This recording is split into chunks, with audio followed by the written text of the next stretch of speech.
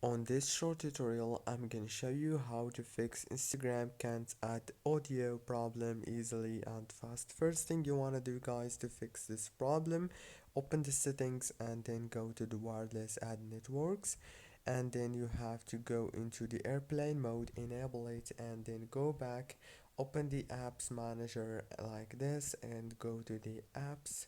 Now you have to wait a few seconds right here, and after that you have to scroll until you find Instagram and click on it, then click on force stop and go down to the storage, click on clear data, clear cache, go back again and click on the data usage option, and then make sure that all those options are enabled.